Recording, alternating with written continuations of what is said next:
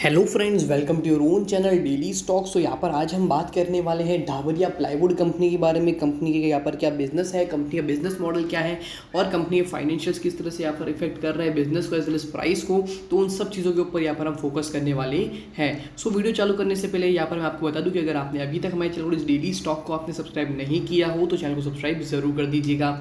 So let's begin. तो सबसे पहले तो हम यहाँ पर बात कर लेते हैं कि कौन कौन सी चीज़ें जो है जिसके ऊपर यहाँ पर हम फोकस करने वाले हैं। तो सबसे पहले तो हम कंपनी के बारे में जानेंगे। कंपनी जो की पॉइंटर्स है वो फाइनेंशियल रेशियोज, कंपनी का प्रमोटर होल्डिंग, क्वार्टरली रिजल्ट्स का एनालिसिस करने वाले हैं। इस कंपनी को इसकी जो पीयर कंपनीज है उसके साथ में कंपैरिजन और एट लास्ट यहाँ पर हम करंटली जो शेयर प्राइस ट्रेड कर रहा है उसके बारे में हम यहाँ पर आपको एक्सप्लेनेशन देंगे। So let's begin.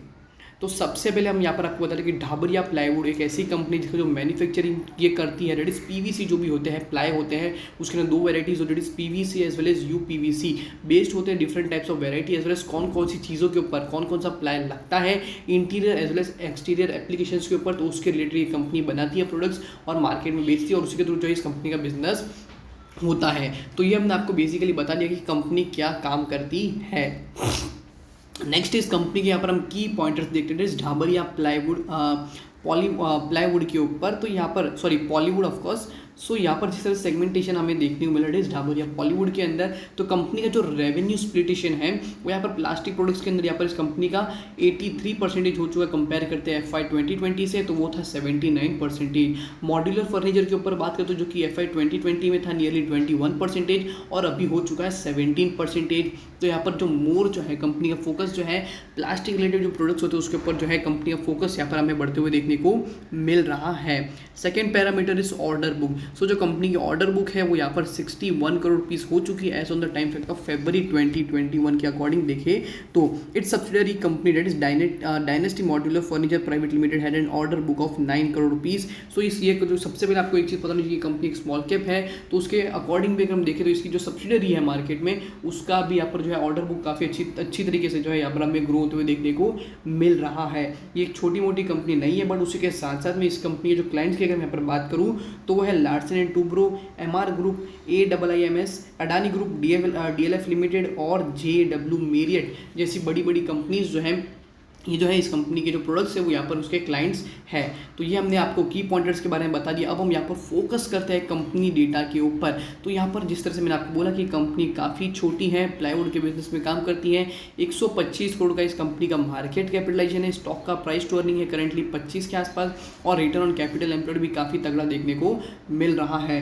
That is 10.7 का यहाँ पर ROC परसेंटेज देखने को मिल रहा है, जो कि यहाँ पर मैं बताता है कि यहाँ पर कंपनी ईयरली बेसिस पर जितना भी मुनाफा कंपनी कमाती है तो कैपिटल बेसिस पर यहाँ पर कंपनी कितना परसेंटेज ऑफ रिटर्न कमा सकती है।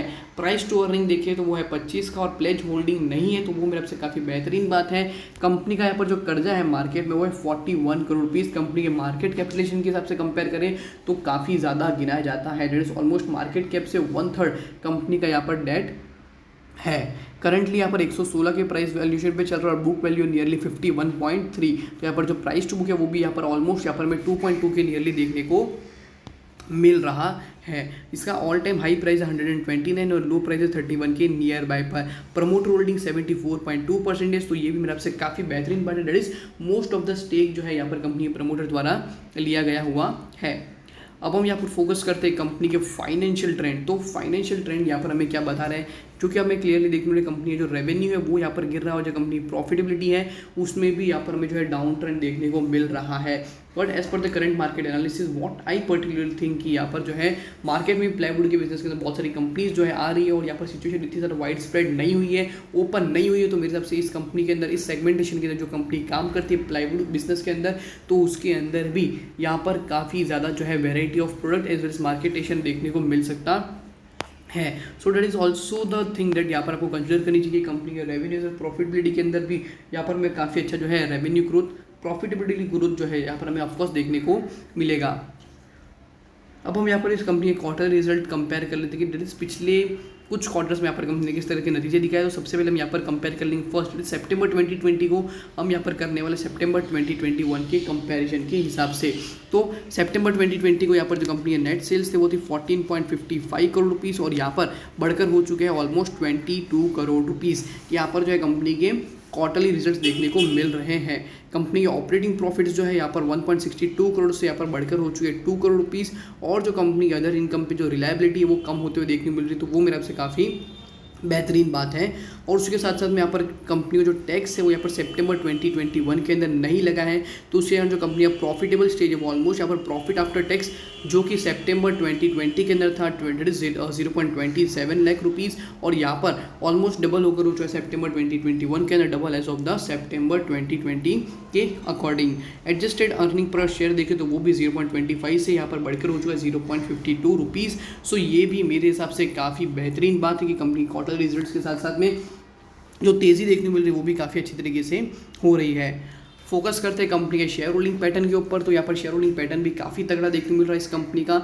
जैसे कि यहाँ पर जो है दिसंबर 2020 से दिसंबर 2021 के अकॉर्डिंग देखें तो सबसे पहले तो pledge percentage of the investment यहाँ पर नहीं किया गया हुआ, तो वो मेरे से काफ़ी बेहतरीन बात है। और जो प्रमोटर का इन्वेस्टमेंट है वो भी यहाँ पर स्टेबल, दैट इज 74.22% का मेजॉरिटी जो स्टेक है वो यहाँ पर देखने को मिल रहा है। बाकी का जो इन्वेस्टमेंट है वो यहाँ पर पब्लिक द्वारा that is 25.78% of the investment is been done by the public investment. तो यहाँ पर और कोई दूसरे फैक्टर के ऊपर दैट इज FII, DII और अदर पार्टीज जो है उसके ऊपर यहाँ पर हम रिलाई नहीं कर सकते हैं। बट अच्छी बात यह है कि कंपनी का यहाँ पर जो मेजॉरिटी स्टेक है वो यहाँ पर कंपनी के पास अवेलेबल है। फाइनेंशियल रेशियोज के ऊपर फोकस करते तो कंपनी के सेल्स ग्रोथ जो परसेंटेज है वो गिरे हैं, कंपनी के प्रॉफिट ग्रोथ गिरे हैं, ROC परसेंटेज है वो भी गिरा है, as well as ROE percentage है वो भी गिरा है। बट जो कंपनी का डेट टू इक्विटी है वो यहाँ पर काफ़ी स्टेबल और काफ़ी अट्रैक्टिव देखने को मिल रहा है, 1.06 का डेट टू इक्विटी है।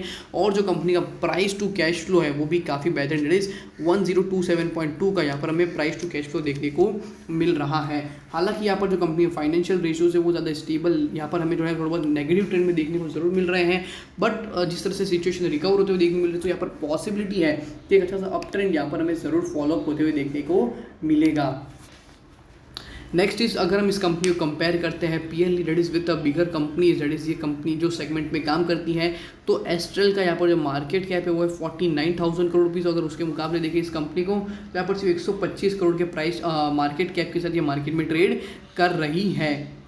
अब देखते हैं सेल्स का कंपैरिजन। तो सेल्स जो है क्वार्टरली बेसिस पर यहाँ पर नियरली इस कंपनी का देखें तो 21 करोड़ रुपये का कंपनी का सेल है, और ईयरली बेसिस पर यहाँ पर जो कंपनी के जो रिटर्न्स है वो ज़्यादा इतने अच्छे स्टेबल देखने को नहीं मिल रहे हैं।